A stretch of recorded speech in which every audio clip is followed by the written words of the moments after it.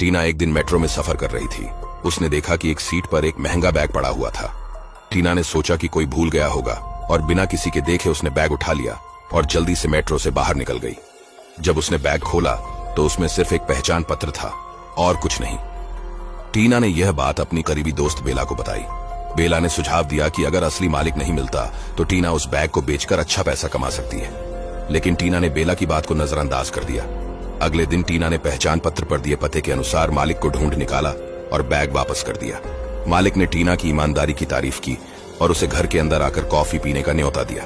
टीना पहले तो मना करना चाहती थी, लेकिन मालिक का बहुत जोर देने पर उसने हामी भर दी। लेकिन टीना यह नहीं जानती थी कि वह पहले से ही एक जाल में फंस चुकी है। मालिक ने बताया कि उसका पति 10 साल पहले मर चुका है और उसकी बेटी पेरिस में पढ़ाई कर रही है। अब वह इतने बड़े घर में अकेली रहती है और बहुत अकेलापन महसूस करती है।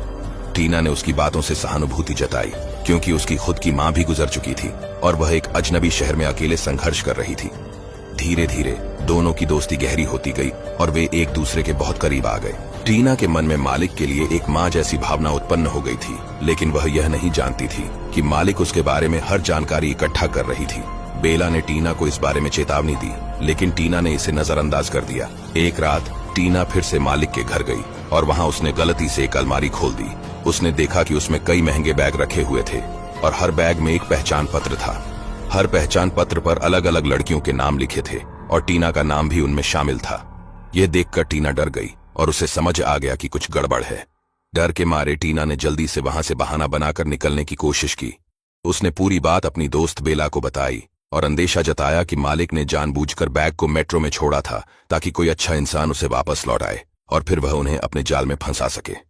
टीना ने मालिक से दूरी बना ली, लेकिन मालिक उसे छोड़ने के लिए तैयार नहीं थी। वह टीना को लगातार फोन और मैसेज करके परेशान करने लगी और एक दिन तो सीधे टीना के काम की जगह पर भी पहुंच गई।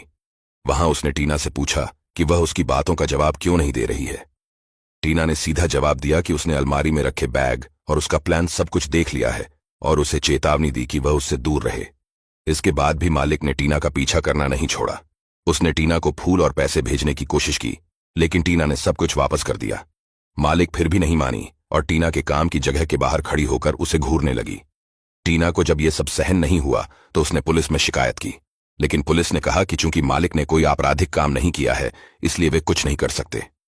अगले दिन बेला ने टीना को बार में चलने का न्योता दिया ताकि उसका मन हल्का हो सके, लेकिन टीना ने मना कर दिया और कहा कि वह बहुत थकी हुई है और घर पर ही रहना चाहती है।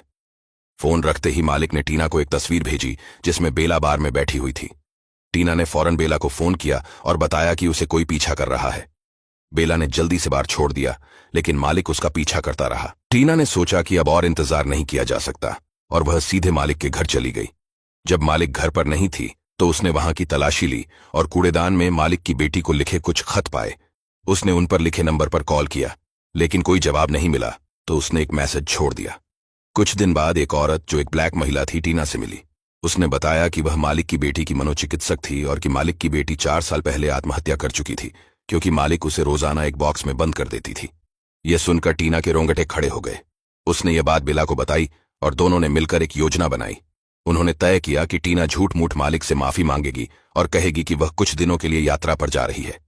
इस दौरान मालिक को लगेगा कि उसने टीना को छोड़ दिया है और वह किसी नए शिकार की तलाश में लग जाएगी। टीना ने अगले दिन मालिक से माफी मांगी और कहा कि वह छुट्टी पर जा रही है, लेकिन मालिक ने उसकी बातों को झूठ समझ लिया। मालिक ने टीना के घर में घुसकर उसके दूध में दवा मिला दी। जब टीना ने वह दूध पी लिया तो वह बेहोश हो गई। इसके बाद मालिक ने टीना को एक कार में डालकर अपने घर ले गई और उसे एक गुड़ियों से भरे बॉक्स में बंद कर दिया। टीना को अब पूरी तरह से कैद कर लिया गया था। मालिक उसे रोज दूध पिलाकर उसकी हालत बिगाड़ती जा रही थी। वह उसे अपने बच्चों की तरह रखती थी और उस पर अत्याचार करती थी। एक दिन बेला ने मौका देखकर मालिक के घर में घुसकर उसे बचाने की कोशिश की। बेला ने मालिक के कॉफी में दवा मिलाई, जिससे वह बेहोश हो गई। बेला ने टीना को ढूंढकर बाहर निकाला और दोनों ने मिलकर मालिक को उसी बॉक्स में बंद कर दिया जिसमें वह टीना को बंद रखती थी। इसके बाद वे पुलिस का इंतजार करने लगे। आखिरकार पुलिस आई और मालिक को गिरफ्तार कर लिया गया। टीना और बेला ने एक दूसरे का साथ देकर इस खौफनाक साजिश से छुटकारा पाया।